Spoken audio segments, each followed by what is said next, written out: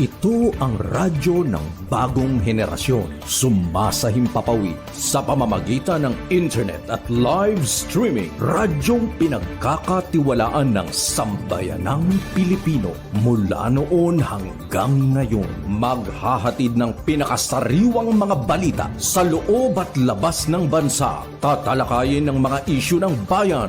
Magbibigay ng public service at makikipagkwentuhan sa mga sikat.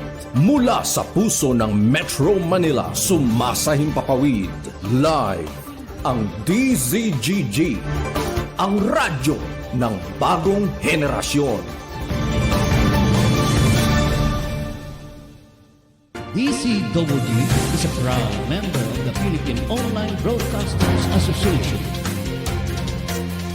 Mga masugid naming tagapakinig at taga-subaybay, matutunghayan at mapapakinggan natin ang programang pinamagatang Mga Lihim na Kalatas tuwing linggo ng gabi. Layunin ng Lihim na Kalatas ay makapagbahagi ng mga kwento ng buhay ng bawat tao at makapagbigay ng inspirasyon. Maaari kayong magbigay ng mga reaksyon, kuro-kuro o suwestyon. Tulungan natin ang mga nagbahagi ng kanilang mahalagang kwento o istorya na magkaroon ng katahimikan at masagot kahit papaano ang mga katanungan sa kanilang isipay gumugulo. Maaari tayong makatulong sa pamamagitan ng inyong boses at komento. At ito ay pangungunahan ng ating tagapagsalaysay na si Miss Tani Capiral. Atin siyang makakasama tuwing araw ng linggo sa ganap na 8:00 ng gabi. Subaybayan at pakinggan natin ang mga kwento ng buhay at sa inyo ng DCWG. Inyo ito, dito, kayo ang bida. Sa programang katulungan tayo matutunan ng mga gawan, pagpapakaso at mamamahal sa barangay. Ang programang barangay ay kailangan ng mga proyekto at pagpapagawa ng mga bagong programa sa barangay. Makikilala din dito mga opisyal na naglingkod at naghahangad magserbisyo sa barangay. Kaya, halina kayo, mga kabarangay, manood at kilatisin natin ang ating mga opisyal ng barangay. Samahan sina Rolly Bonion at Boyet Guillermo sa kanilang 1 oras na programa mula 11:00 ng umaga hanggang 12:00 ng tanghali, tuwing Lunes hanggang Biyernes. Barangay in Action! Narito na ang mga pinagpipitagang host ng programa. Balitang Pilipinas Worldwide! Programang siksik na balita, komentaryo at serbisyo publiko. Ang mga balita ay tatalakay ni Boyet Guillermo, magbibigay ng kuro-kuro at paglilinaw sa likod ng mga balita na nagmumula sa sikat na tao. Sa bahagi ng Balitang Pilipinas Worldwide, hindi mawawala ang serbisyo publiko para sa mga kababayan na nangangailangan ng tulong. Balitang Pilipinas Worldwide! Narito ang kapagating balita si Boyet Guillermo.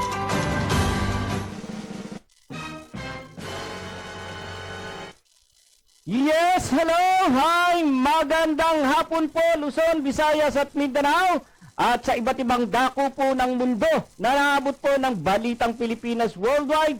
Narito po tayo sa ating pong programang Balitang Pilipinas Worldwide. Yan, at muli po, at na naman po ang isa na naman po naming paglilingkod sa sambayan ng Pilipino para sa ating mga pagbabalita, impormasyon at serbisyo. Samahan niyo po ako sa loob po ng 1 oras ng ating programa. Tagos po tayo hanggang 6:00 ng gabi. Ayan, aha. Okay, kamusta po kayong lahat? Kamusta ang ating pong pagdaraos ng undas? Siguro sa mga oras na ito, no? Marami pa hong humahabol at ngayong araw pong ito, November 2, November 2, 2023, ito po yung araw ho talaga ng araw ng kaluluwa. Araw ng kaluluwa, yan, All Souls Day. Kahapon po, araw po ng All Saints Day, araw ng mga santo. Subalit, nakasanayan ng mga Pilipino na sa unang araw talaga, November 1, diyan talaga nagkakasabay-sabay. Oo, ano? Talagang itinatapat to sa auno yung pong pagdalaw. Pagdalaw po sa nicho ng ating pong mahal, mga namayapang mahal sa buhay. Ano po? Kaya andyan. Kahapon ay talaga namang siksikan.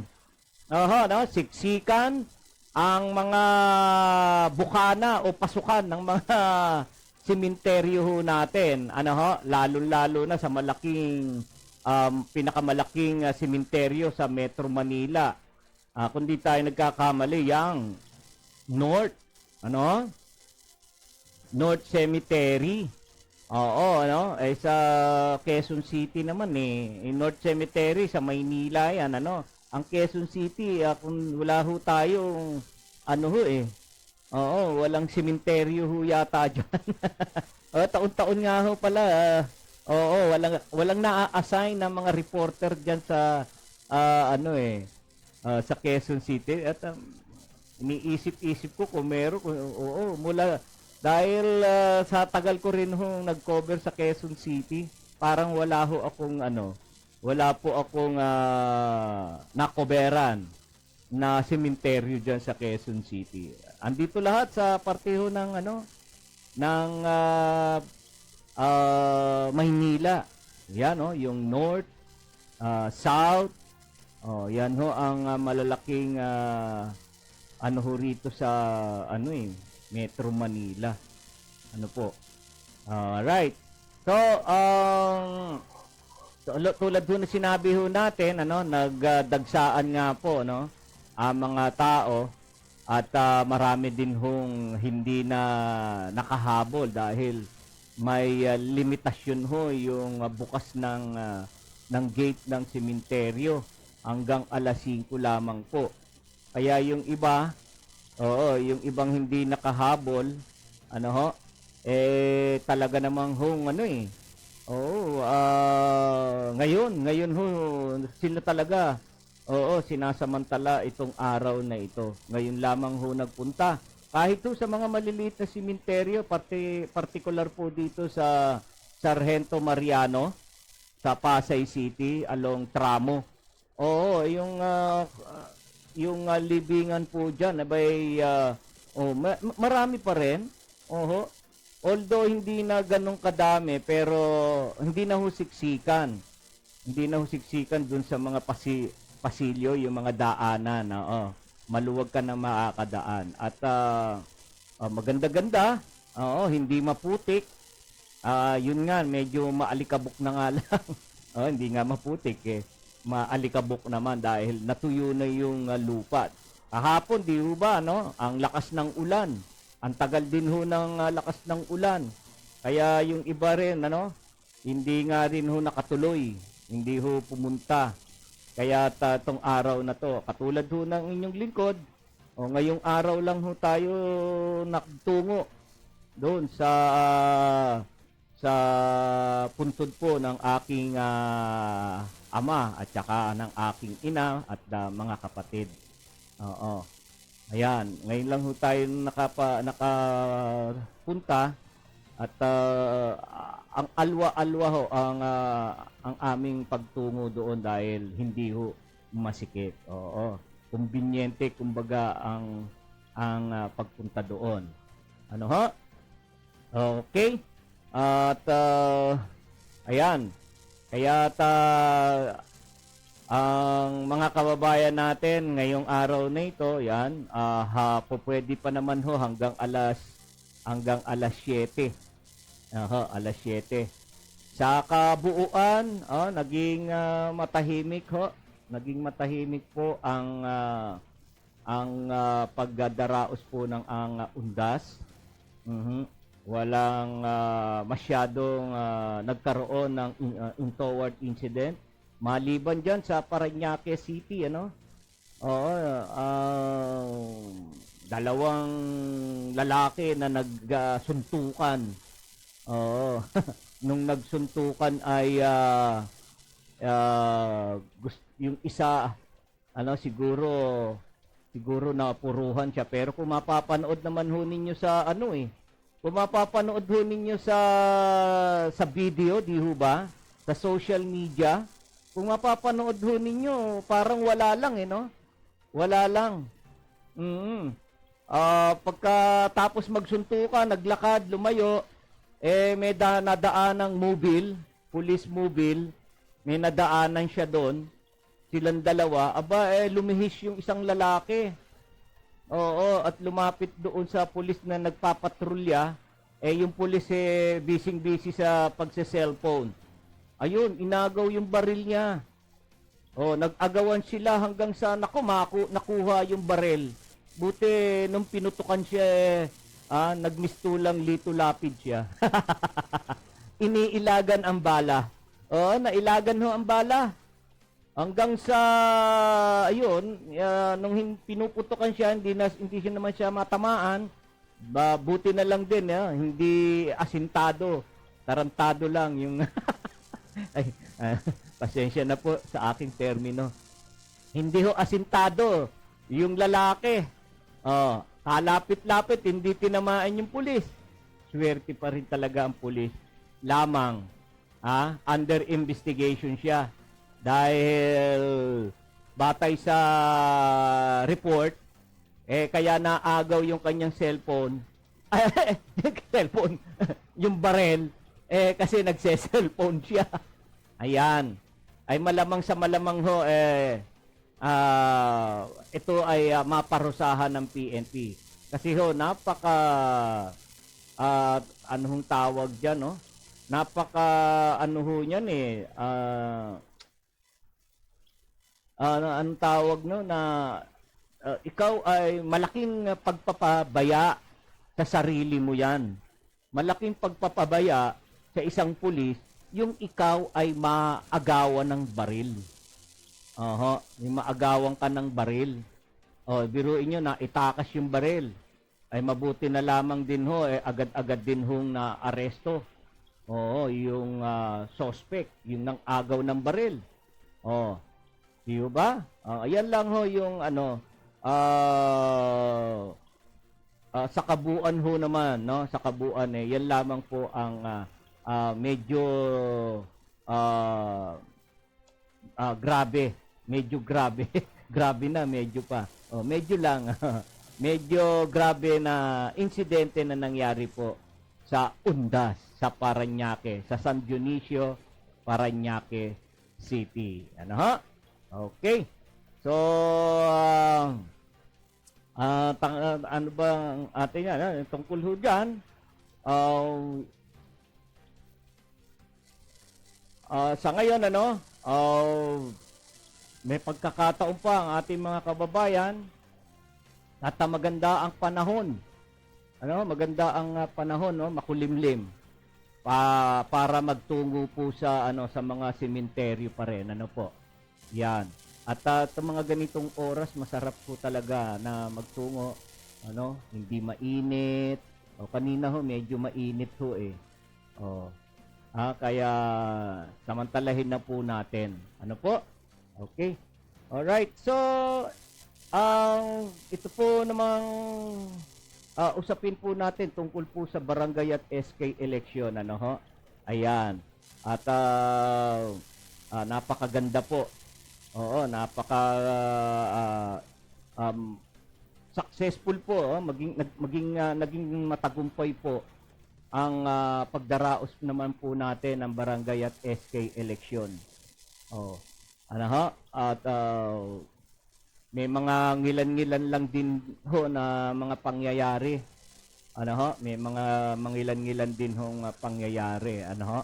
Pero rin ho, biruin ho ninyo, barangay at SK election lamang, pambarangay lang talagang yung mga diehard sa mga politiko at mga tao na nagpapagamit sa politiko, sa mga kandidato, di ba? No? kinakailangan pa nilang manakit or mamaril. Oo. So, di ba? Sobra. Sobra ho tayong magmahal. Sobra ho tayong magmahal sa politika. Oh. Dapat ho tayo, wag ho tayong pasasakop sa masamang epekto ho ng politika eh. Oo, biruin ho ninyo, di ba? Yung mga magkakapatid diyan. Oo, magkakapatid, magkakamag-anak. Oh, sila yung naglalaban sa politika at dadaanin pa sa init ng ulo, at nauuwi sa pagpatay. Oh, may magkapatid ho no? May magkapatid na nagkabarilan eh. Oh, tumatakbong barangay captain. Naglaban sila. Naku, bakit ba ganun? Oh, meron. Alam niyo, ma-share ko lang, ma-share ko lang. Dapat, sa magkapatid, umiral pa rin yung, yung pagmamahalan. Although nag-aaway, okay, nag-away kayo, sapakan kayo magkapatid. Lumabas nailabas ninyo ang galit nyo sa isa't isa. O, pagkatapos nun, wala na. Ganyan na magkapatid. Oo. Hindi yung nagtatanim ng sama ng loob. Magtatanim kayo ng sama ng loob. Ano mangyayari dyan? Diba? Baka pamilya nyo, pagkatapos ninyong kayo yung father di pamilya, pagkatapos ninyong mag-away, di kasunod na dyan, yung mga membro na ng pamilya nyo, di yung lahi ninyo, kayo-kayo na lang nag-aaway. Diba? Nakakaano yun? Sa tingin ho ng tao ba, nakakahiya ho yun. Oo. At sa paningin ho ng ating Panginoon, nalulungkot ho ang ating Panginoon kapag ganyan. Nang dahil lamang ho sa politika, nag-aaway kayo. Oo. Ang magkapatid, oo, okay, hindi mawawala yung nagbababagan. Siyempre, pag pare-parehas lalaki yan, gusto lang nilang patunayan na pare-parehas silang lalaki, tunay na lalaki. Oh, pagkatapos nun, wala na. Bati-bati na. Sabay ng kumain. Nagtutulungan, nagmamahalan. Ganun lang. Huwag kayong padadala sa demonyo ng pagwasak ng relasyon ng pamilya. Oh. Ay, nako. Ayan, katulad po nito, ayan, yung sa ngayon ho, ayan, kinumpirma po ng COMELEC na 100% ng tapos ang mga bilangan po at proklamasyon ng mga nanalo sa barangay at sangguniang kabataan eleksyon. Oh, tingnan nyo. So,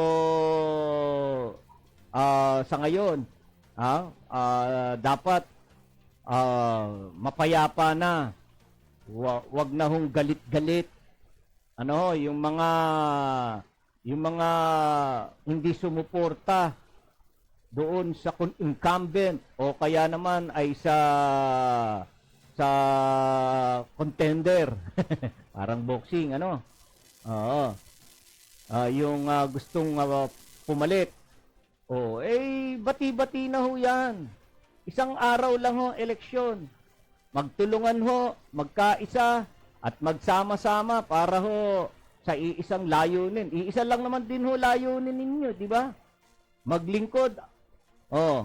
Maglingkod sa inyong barangay, maglunsad ng mga proyekto, at isulong ang pamumuhay ng kabarangay. Yan lang naman ang layunin iisa, di magtulungan. Yung kaalaman mo, kaalaman niya, pagsamahin. Di ba? Yun ang sinasabi natin, yung kulay-kulay. Kahit tayo magkaiba-iba ng kulay, pag pinagsama yan, makakabuo tayo ng isang kulay. Di ba? Pag isang kulay, abay, nagkakaisa, ibig sabihin. nagsama-sama na yung iba't ibang kulay na yon. O, kaya nabubuo sa isa na lang, isang kulay. Yun ho dapat pairalin ho natin para isakabubuti ng ating mga kabarangay, ng ating barangay. Ano? Wag ho tayong padadala. Baguhin ho natin ang bulok na sistema ng ating politika dito sa ating bansa. Ang tatagal na po nating mga botante, ang tatagal na po nating mga kandidato, pero hindi ho natin mabago-bago. Ohoy, hindi ho natin. Ang COMELEC ho, nagbabago na.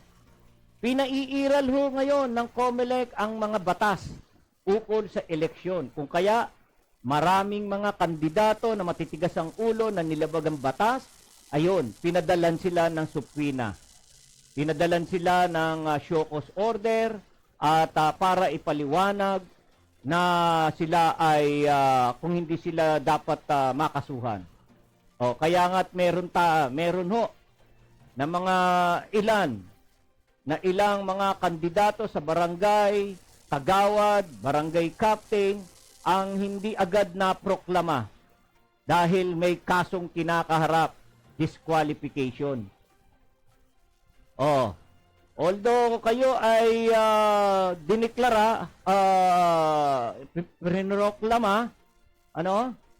ipiniroklama kayo, pero tuloy ho ang kaso. Yung disqualification at pag natapos ho yun at nagpalabas ng desisyon, ang COMELEC ay maaari kang matanggal. Sayang yung mga boto mo. At yung katunggali mo na sumusunod sa iyo ang nakuhang bilang ng boto, ay maaaring siya ang papalit sa iyo. Siya ang ipoproklamang nanalong kandidato. Magbago na po tayo. Tayo mga kandidato, mga tumatakbo, magbago na po tayo. Sundin ho natin ang mga patakaran ng COMELEC. Sa politika, magbago na ho tayo na kapag naupo na, wag na hong gagantihan ang kapitbahay porque hindi ho siya sumuporta sa iyo. Hindi mo ipagkakaloob sa kanya ang serbisyo ng barangay. Mali po 'yun. Mali ho 'yun. Ang iyong panunungkulan ay walang tinatangi. Ang iyong paninilbihan ay wala dapat na tinatangi. Lahat dapat paglingkuran. Sapagkat yaan ang inuutos ng batas. Wala ho sa batas na yung hindi bumoto sa iyo hindi mo paglilingkuran. Wala hong batas na ganyan. Magbago na po tayo.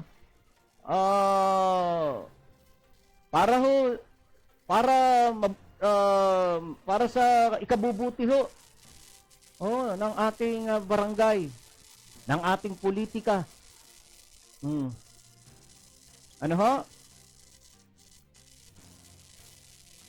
Sa ngayon, ayan, yung mga hindi naman din mga butante na hindi sinuportahan yung mga nanalo, kayo ho ay tumulong. Tumulong na rin ho kayo, ipakita ho ninyo na ang eleksyon ay iisang araw lang. Kung kayo ay merong nalalaman na isang bagay na maikabubuti ng inyong barangay, i-share mo yan. I-share mo doon sa mga nanalong kandidato. Mag-volunteer ka kung ikaw ay mag-volunteer ka diyan. Marami hong pwede mong ipag-volunteer sa barangay, ang health worker, Yan. Barangay Tanod. Oh. Sa mga feeding program ng barangay, o makihilahok ka. Tumulong ka. Oh. Para sa ano niyo yun eh. Para sa mga kabarangay ho ninyo yan. At ang pamilya mo ay bahagi ng barangay. Kaya sila rin ang makikinabang ng iyong pagtulong sa mga proyekto ng barangay. Di po ba? Oh. Kaya yan, baguhin ho natin. Sa atin ho magmula ang pagbabago. Hindi po kakayanin ng ating pamahalaan. Ipakita ho natin sa ating barangay, ganito kami dito. Pagkatapos ng eleksyon, sama-sama ang lahat kami rito. Pagdating ng piyesta, nagtutulungan kami dito. Kanya-kanyang trabaho, kanya-kanyang tungkulin. Oh. Kaya yung mga kagawad, hindi masyado, di ba? Pipito lang ang kagawad, o ang lahat ng nararapat na gawin sa piyesta, na isa sa katuparan dahil sa tulong ng mga kabarangay. Di ba? Ang saya, ang sarap ng pakiramdam ng ang magkakapitbahay nagkakatulungan. Di po ba? Oh. At pag ganun, abay matatanyag. Oo, mapag-uusapan ng inyong barangay. Iba yung barangay na yun, barangay Tahong. Iba ang mga residente doon. Talagang sila ay parang iisang pamilya. Nagkakatulungan kapag piyesta. Ang ganda ng kanilang lugar. Hitik na hitik sa bandaritas. At malinis ang kanilang kapaligiran dahil tumutulong sa paglilinis. Oh. Diba? Ang sarap na mapag-usapan yung ating barangay. Kesa ho doon sa barangay. Nako, yung barangay na yan, ang gulo-gulo dyan. Ang daming snatcher dyan. Kakatakot dyan sa barangay nyo, huwag kayong dadaan dyan. Nangungursunada ang mga tao dyan. Nananaksak ang mga tao dyan. Di ba? Kinakakatakutan ang mapag-uusapan ng barangay nyo. Diyan ang takbuhan ng mga holdapper, ng mga snatcher. Kabi-kabila ang mga sidecar dyan, ang mga sasakyan. Wala nang disiplina ang mga tao dyan. Oh, double parking. Nako, biruin nyo yan. Oh, ibig sabihin parang ang mga barangay official sa ganyan, walang alam. Walang di ba? Nako, talaga naman pag ganyan, hindi mo maipagmamalaki. Lalayuan ka pa. Kapag napag-usapan, nabanggit mo yung lugar mo ikaw ay dumayo, nabanggit mo yung lugar mo. Ay, doon ka ba nakatira? Balita ko, yung lugar ninyo, dami daw snatcher eh. Ikaw ba, snatcher o hindi? Baka maganong ka pa eh. Hindi ka ba kasama sa kanila? Hindi ba? Maraming tulak ng shabu. Abutan na lang ng abutan. Diba? Ay, nako, pag ganyan ang napag-uusapan sa isang barangay, talaga hong katatakutan, iiwasan, at nako, pag ganyan din ho, pati ho yung mga residente, lalo na ho yung mga kabataan na sumisibol dyan, nako, pag lumaki dyan, wala na. Kung ano ho ang kinagigisnan na mga bata sa barangay, yan na lang ho ang kanilang matututunan. Ano nakikita? Nagiinuman sa karsada. Ang mga tatay at nanay. Ang nanay, nagbibingo, nagsusugal, nagtotonghit, nasa karsada. Ang anak, takbo rito, takbo doon. Pati mga bata, doon na rin naglalaro sa karsada. Ang pamilya, lahat, nasa karsada, nasa labas. Nagiinom ang tatay, nagsusugal ang nanay. Ang mga bata, nagkalat sa karsada. Yan ang kalalakihan lang ng inyong mga anak. Oo. At iba't ibang salita ang natututunan ng isang bata. Maliit na bata pa lang parang chicharon ang bunganga sa sa pagmumura. Malutong. Malutong na. 5 taon pa lamang, ang lutong na magmura. At makikita mo ang bata, para talagang walang naituro ang magulang. Walang kagalang-galang. Oo. Para bang pag nakipag-usap ka sa bata, para kala mo, ikaw ay kaibigan lamang. Wala nang galang. Oo. At mamumura ka pa. Oo. Naku. Pag ganyan ho, kawawa ho ang mga bagong sisibol ho sa barangay kapag nakita na ang barangay mo ay imbes na nagbabago, imbes na umuunlad, imbes na lumilinis, gumaganda, ay nako, yun ang makikita. Mananatili. Oh. Kaya tingnan nyo, may mga bata, napapansin ho nyo yan. Pag nakausap mo isang bata sa isang depressed area, ganun na nga ang lugar ho natin. Tinatawag tayong squatter, depressed area. Hindi pa natin ho mapatino. Ang mga barangay official dyan. Ano na ho? Sayang lang po ang inyong tinatanggap na honoraria nagbuwis galing sa ating mga taxpayer. Sa barangay ho ninyo, hindi nyo napapabuti.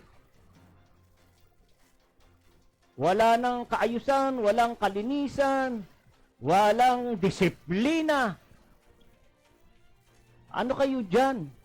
Para ano pa kayo maging barangay official pag ganyan na ang inyong barangay? Hindi nyo madisiplina ang inyong mga kabarangay? Anong klase ka dyan? Anong klase ka pag ganyan? Naku po. Sige, at tayo, yan. Iba, yung isa uli. Natapos sana yan yung pinakita mo kanina. Ano ito? Yan, sa ngayon po, tayo ho,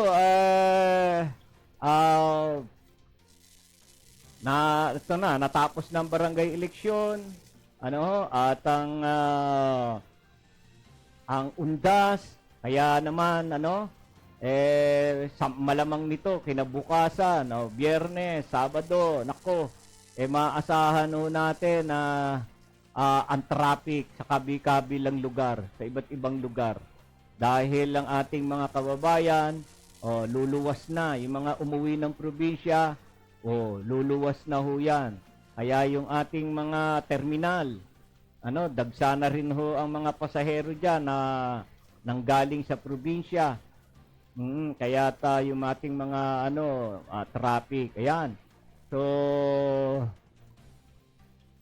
lalo na sa Pantalan, ayan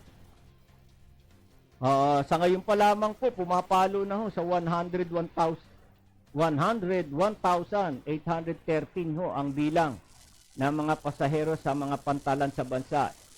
Ilang araw bago magbalik ng klase at mga pasok sa trabaho.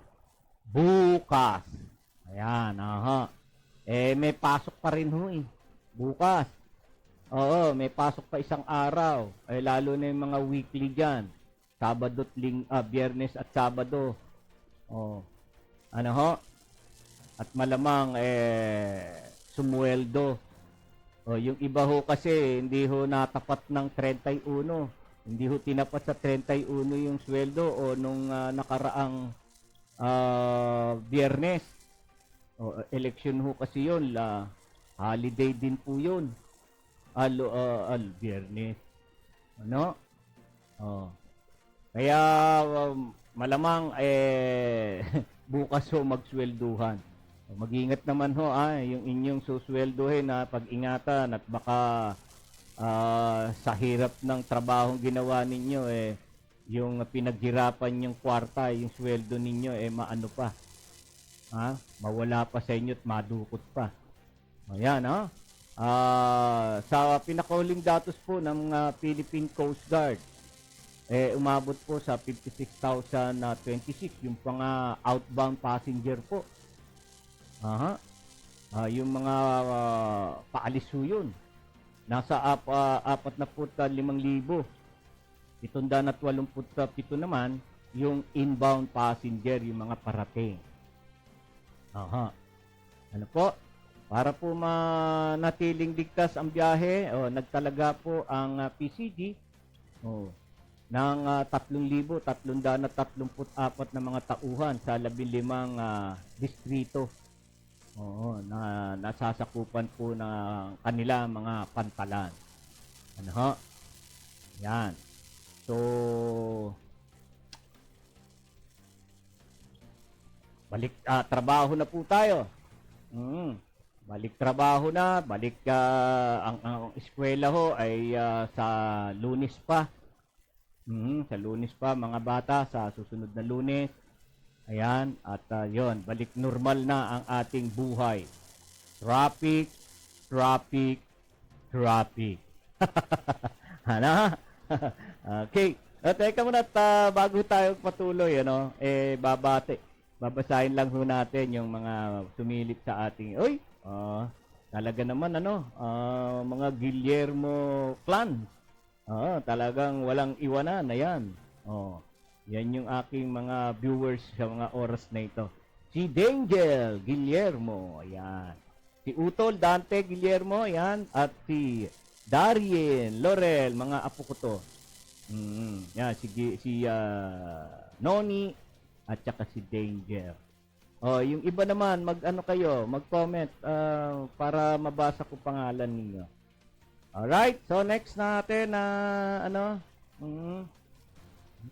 yan. Isa ba yung isa? May oras pa tayo.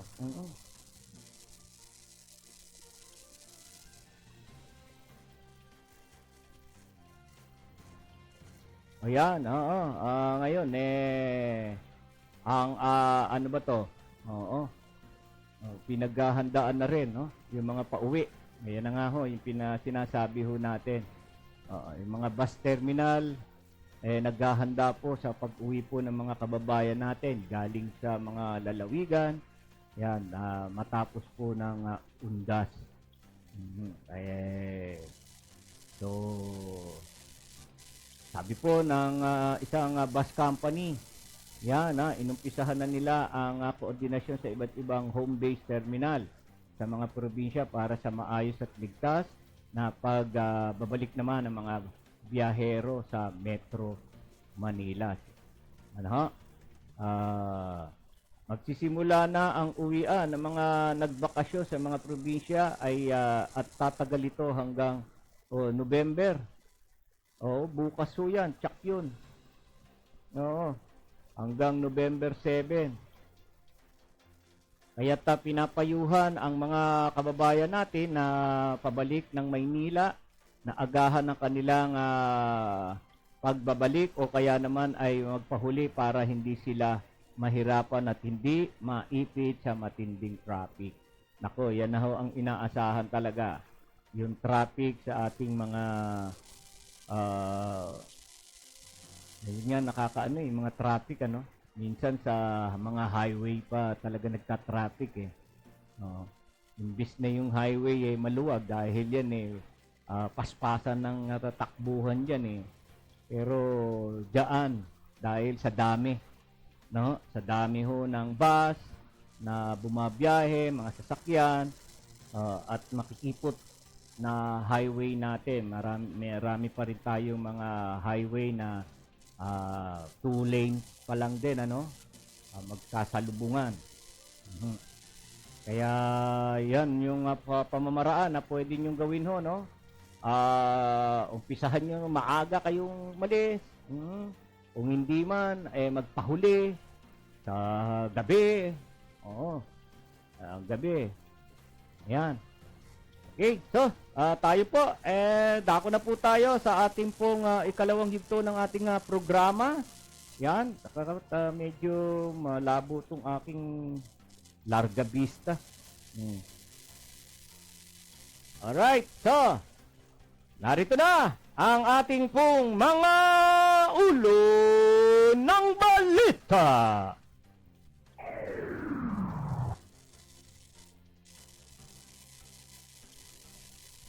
Pagbisita ni Japan, PM Kishida, magbubukas ng bagong oportunidad na kapakikinabangan sa ekonomiya. Ayon yan kay Speaker Romualdez. DZGG. Labon mata natin.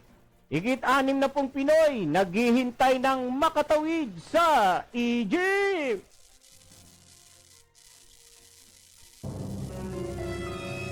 Dalawa pang bangkay ng OFW na nasawi sa Israel, nakatakdang dumating ngayong linggo ayon yan sa OWA.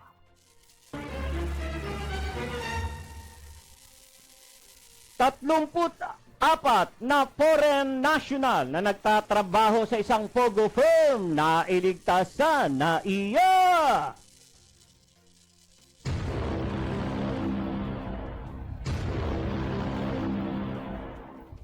Dagdag presyo ng LPG, regalo ng mga oil companies ngayong Nobyembre sa publiko. Ilang bilihin, aasahan din ang taas presyo.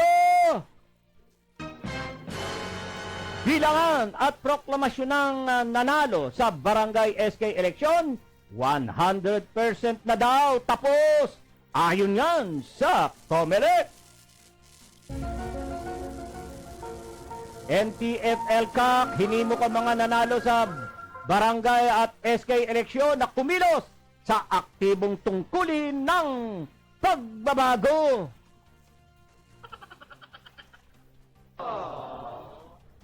Pag-uwi ng mga pasahero pagkatapos ng undas, sunod na pinaghahanda naman ng ilang bus terminal. Mga pasahero sa mga pantalan ngayong araw, pumalo na sa higit 100,000.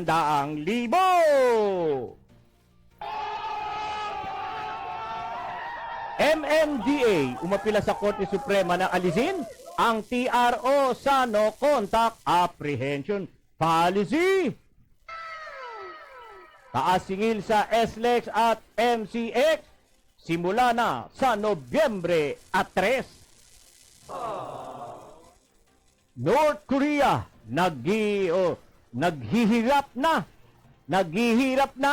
Dose-dose ng embahada sa buong mundo isasara ayon yan sa South Korea.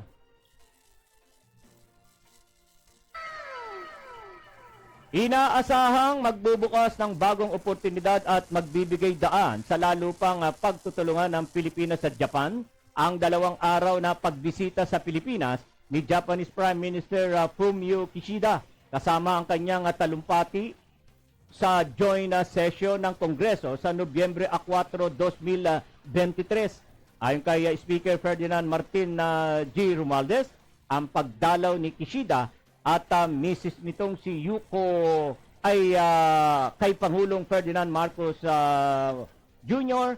ay magsisilbing isang mahalagang yugto sa malakas na diplomatikong alyansa ng gobyerno ng Pilipinas at Japan.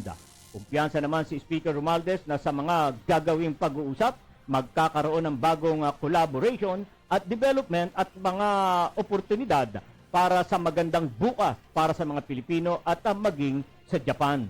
Nasa bansa si Japan na Prime Minister Fumio Kishida para sa 2 araw na official visit. Nakatakda ding magbigay ng kanyang mensahe si Kishida sa pagharap nito sa Congress of the Philippines sa isang special joint session sa Sabado, Nobyembre 4, 2023. DZGG. Naghihintay na lamang daw ng go signal ang mahigit 60 Pinoy para makatawid sa Rapa Crossing patungong Egypt. Sinabi ni Foreign Affairs Undersecretary Eduardo de Vega, kabuang tatlo na mga Pinoy ang naghihintay na makatawid sa Egypt mula sa Gaza.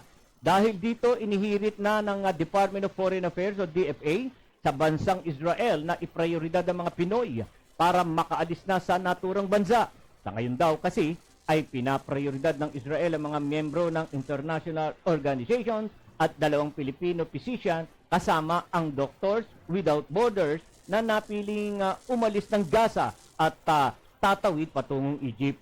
Samantala, good news naman dahil sa all accounted na ang 136 na mga Pilipinong nasa Gaza. DZWG. Nakatakdang iuwi sa Pilipinas ngayong linggo ang 12 pang Pinoy na namatay sa armadong labanan sa pagitan ng Israel at Hamas. Ayon sa Overseas Workers and Welfare Administration o OWA, ang bangkay ni Angeline Aguirre, ang Pinay nurse na piniling manatili sa kanyang matandang pasyente habang binaril ng mga armadong lalaki at darating sa bansa sa Biyernes, Nobyembre 3. Sinabi ni OWA Administrator Arnel Ignacio, inaayos na kung saan ito ibuburol at inihanda na rin ang tulong na maaaring ibigay ng iba't ibang ahensya ng gobyerno. Sinabi naman ng Department of Foreign Affairs o DFA na nakatakda namang dumating ang mga labi ni Grace Protigo Cabrera sa linggo, Nobyembre 5. Matatandaan, 4 na Pilipino ang kumpirmadong binawian ng buhay sa nagpapatuloy na labanan sa Israel. Kinilala mga ito na sina Loretta Alarcre, Paul Vincent Castelbi at si Angeline Aguirre at Grace Cabrera. DZWG. Nailigtas ng mga otoridad ang 34 na foreign national na nagtatrabaho sa isang Philippine Offshore Gaming Operation o POGO firm sa Ninoy Aquino International Airport of NAIA. Ito ay matapos humingi ng tulong sa mga otoridad. Ang ilan sa mga biktima, 3 sa mga manggagawa ay Chinese at 31 ay Vietnamese. Ayon sa impormasyon, ang mga biktima ay pinipilit na magtrabaho sa nasabing illegal na kumpanya at kalaunan ay ililipat sa ibang firm. Dagdag dito, 4 sa mga Vietnamese ang humingi ng kanilang tulong upang sila ay masagip. Nabi naman ni Presidential Anti-Organized Crime Commission o PAOC Executive Director Gilbert Cruz na ang kanilang pinagtatrabuhang kumpanya ay talagang naglilipat o hindi kaya ay talagang nagbabawas ng mga empleyado. Sa kasalukuyan ay pinag-aaralan na ng mga otoridad ang mga kasong isasampa sa utak ng POGO Company upang managot sa isinagawang illegal na aktibidad. DZWG. Alright, tatanggap tayo ng buwan naman ng pag-uulat. Pilipinas, pinalagan ang pahayag ng China na kailangan ang kanilang pag-aproba para makapaglayag sa Baho de Masinloc ang barko ng mga Pilipino. DZWG. Patrol Report. Si Danner Jr. ang may bit-bit ng balita. Sige nga, Danner, idetalye mo.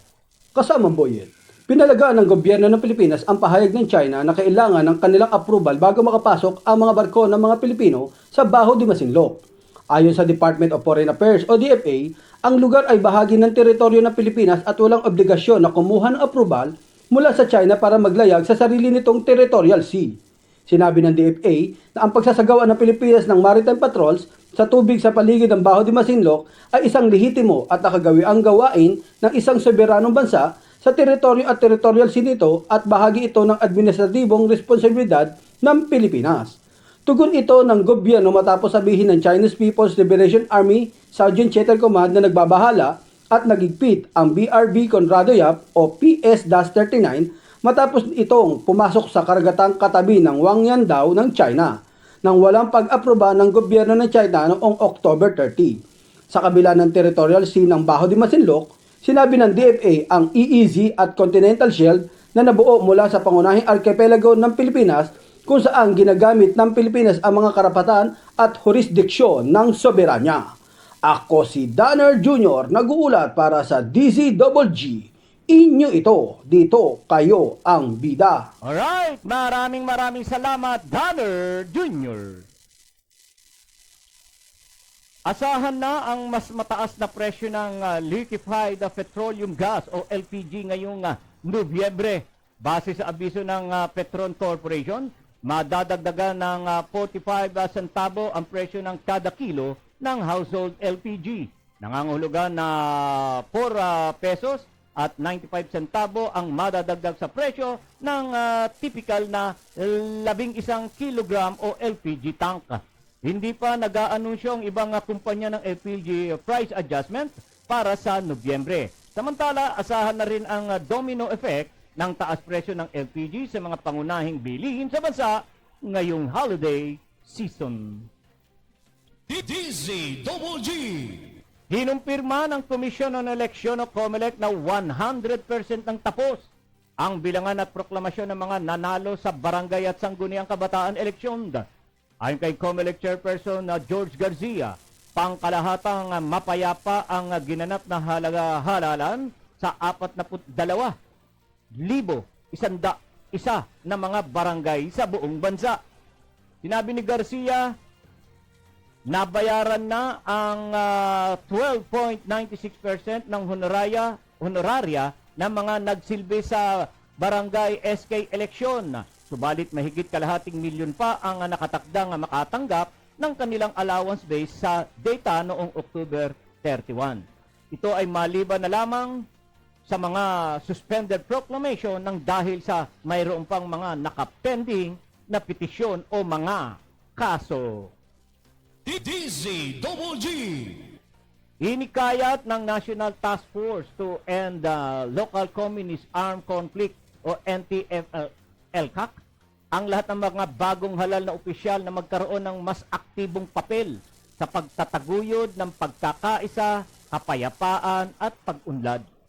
Ayon sa NTF-ELCAC, kinilala nila ang malaking papel ng mga barangay opisyal bilang pangunahing unit ng lokal na pamahalaan sa paghatid ng mga pangunahing serbisyo na may epekto sa buhay ng bawat isa sa kanilang mga nasasakupan. Ipinaabot sin ng task force ang kanilang pagbati sa mga bagong halal na opisyal ng sangguniang kabataan at binanggit ang kanilang mahalagang papel sa pamumuno ng kabataang Pilipino. Nikayat din ng NTF-ELCAC ang mga opisyal ng BSKE, partikular sa mga lugar na apektado ng mga rebeldeng New People's Army na aktibong lumahok sa pagtukoy sa mga ugat na sanhi ng mga isyong sosyo-ekonomiko at paghahanap ng mga solusyon sa mga problemang ito na nakakaapekto sa mga komunidad. DZGG. Pinaghahandaan na ng ilang bus terminal ang pag-uwi ng mga kababayan na galing sa mga lalawigan pagkatapos ng paggunita ng undas. Ayon kay DLTV Company Terminal Manager Lindon Salvador, inuumpisahan na nila ang koordinasyon sa iba't ibang home-based terminal sa mga probinsya para sa maayos at ligtas na pagbabalik naman ng mga biyahero sa Metro Manila. Sinabi ni Salvador na sa Nobyembre 3 ay magsisimula na ang uwian ng mga nagbakasyon sa mga probinsya at tatagal ito hanggang sa Nobyembre 7. Pinayuhan naman ni Salvador ang mga kababayan na pabalik ng Maynila na agahan ang kanilang pagbalik o kaya naman ay magpahuli para hindi sila mahirapan at hindi maipit sa matinding traffic. Tiniyak naman ng pamuno ng bus terminal na may sapat na silang bilang ng bus na maghahatid sa ating mga kababayan pauwi ng Metro Manila. DZGG. Tatanggap muli tayo ng pagulat mula sa labas ng ating himpilan. DILG muling iginiit ang 3 linggong transition period para manalo sa BSKE. DCWG Patrol Report. Si Tani Capiral ang may bitbit ng balita. Sige nga Tani sa detalye. Boyet, muling ipinaalala ni Department of the Interior and Local Government o DILG Secretary Benhur Abalos ang 3 linggong transition period para sa mga bagong halal na barangay at sangguniang kabataan officials. Ayon sa kalihim, ang inilaang transition period ay mahalaga dahil ito ang magsasabi ng pagkakaiba sa pagitan ng kung ang mga papasok na opisyal ay maaaring agad na bumagsak sa trabaho o hindi.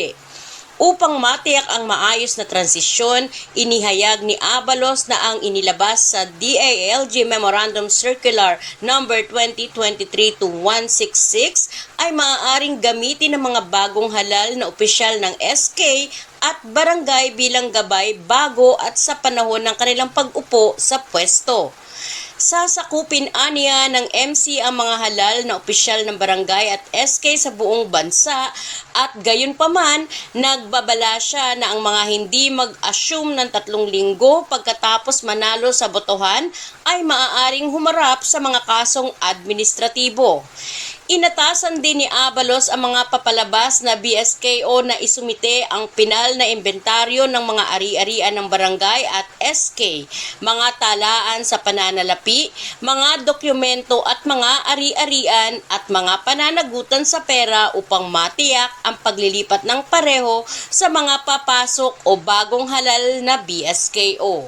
Ako po si Tani Capiral, nag-uulat para sa DZWG. Inyo ito, dito, kayo ang bida. Alright, maraming salamat, Tani Capiral. Pumalo na sa 101,813 ang bilang ng mga pasahero sa mga pantalan sa bansa ilang araw bago pagbabalik ng klase at mga pasok sa trabaho bukas.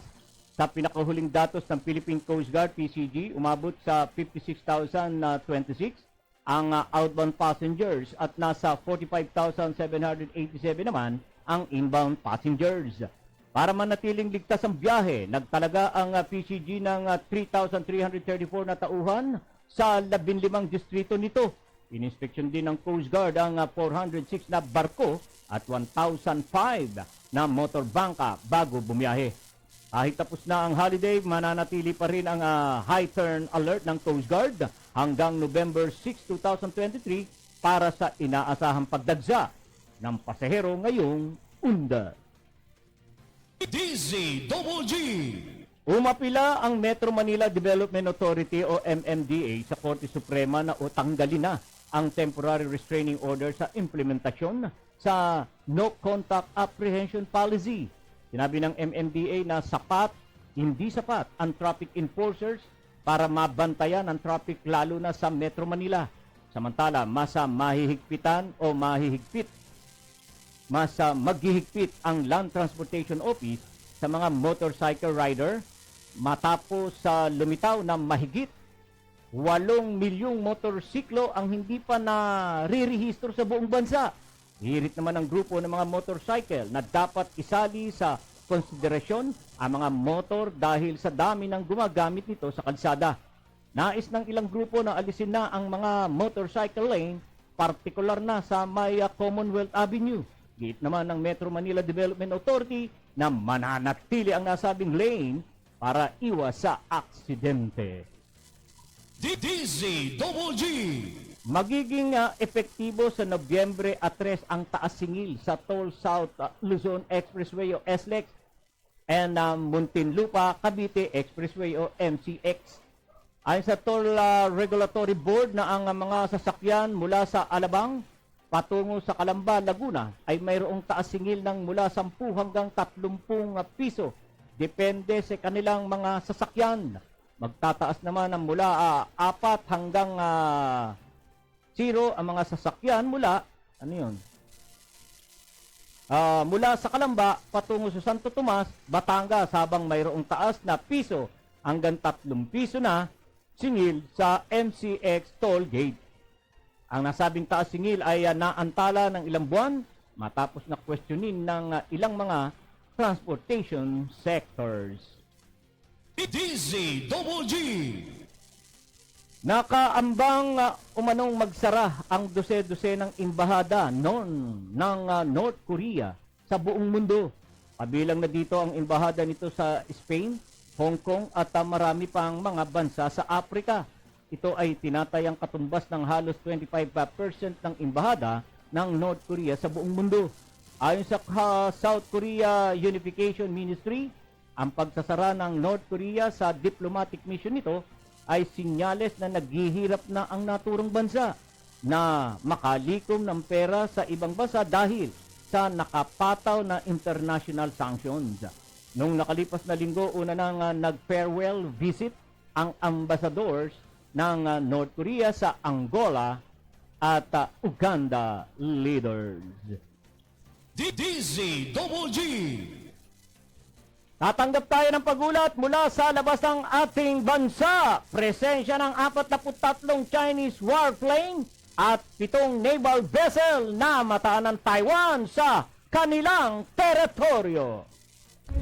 DZWG. Patrol Report. Si Dans Guillermo ang magbabalita. Sige nga, Dan, sa detalye. Ibinulgar ng Taiwanese Defense Ministry na may namataan na naman itong 43 presensya ng Chinese warplanes at 7 naval vessels na umaaligid malapit sa isla ng Taiwan sa loob ng 24 oras. Ayon sa Taiwanese military, 37 sa naturang mga Chinese aircraft ang napaulat na tumawid sa median line ng Taiwan straight sa pagitan ng China at ng naturang isla. Bukod dito, ay iniulat din ng Taiwan Defense Ministry na may mga namonitor din itong mga sitwasyon ng scrambled jet fighters, dispatch ships at nag-activate ng land-based missile systems. Anila, ang lahat ng ito ay pawang mga standard responses lamang ng Chinese military activities. Kabilang na ang pagtawid nito sa air defense identification zone ng Taiwan ngunit hindi sa actual airspace nito. Kung maaalala nito, lamang Setyembre ay sinabi rin ng Taiwan na mas pinaigting pa ng China ang ginagawa nitong military intimidation ngayong taon sa pamamagitan ng pagpapalipad ng dagdag na warplanes nito sa paligid ng kanilang isla. Ito ay kaugnayan pa rin sa patuloy na pag-claim ng China na bahagi ng kanilang teritoryo ang Taiwan, kung kaya nagsasagawa ang mga ito ng kanilang regular na military drills sa palibot ng naturang self-ruled island. Ito si Dans Guillermo nag-uulat para sa DZWG. Inyo ito, dito, kayo ang bida. Alright, maraming salamat, Dans Guillermo. Ayan, mga kaibigan, dyan po nagwawakas po ang ating pong mga ulo at nagbabagang balita na nakalap po ng ating bulwagang balitaan ng DZWG Broadcasting Studio ngayon pong araw ng Huwebes, November 2, 2023. Yan, bago po tayo magpaalam, babatiin po natin yung mga viewers natin. Ayan, si Jess. Jess Lauro Jr. Yan, happy watching. Maraming salamat, Engineer Jess Lauro Jr. Sa iyong panonood. Nawa ay naibigan mo ang ating palatuntunan na ito. At sana sa araw-araw nanonood ka kahit may trabaho. Alright. Okay. So, wala na po tayong oras. Na-konsumo na po natin ang isang oras ng ating balitaan. Mula tayo kanina, alas 5. At ngayon po ay alas 6 pasado na. Kaya't ang inyong pong lingkod ay lubos pong nagpapasalamat sa inyong lahat, sa mga walang sawang nanonood dito sa ating programang Balitang Pilipinas sa worldwide, araw-araw. Maraming salamat po sa inyong lahat, sa inyong pong suporta. Yan, at siyempre, higit sa lahat, nagpapasalamat po ako sa ating Panginoong Diyos sapagkat nabigyan tayo ng pagkakataon na maglingkod sa sambayan ng Pilipino sa pamamagitan po ng paghahatid ng mga sariwang balita, impormasyon at serbisyo. Lord, maraming salamat po sa inyong tiwala at pagkakataong ipinagkaloob sa akin. Yan. Thank you, Lord. Thank you, Jesus. Yan. Okay. Sa ngalan po ng aming News Director, June Hariol, sa technical side, G. Laureño at John Paul Destura. Ako naman po si Boyd Guillermo, pansamantalang nagpapaalam at nag-aanyaya sa inyo. Bukas po muli sa ganap na alas 11 hanggang alas 12. Barangay in Action at sa hapon, ganitong oras, Balitang Pilipinas Worldwide. Tayo po'y magkita-kita at magkapanooran pa rin po. Yan, ha? Ayan, at 53 taon, 53 araw na lang!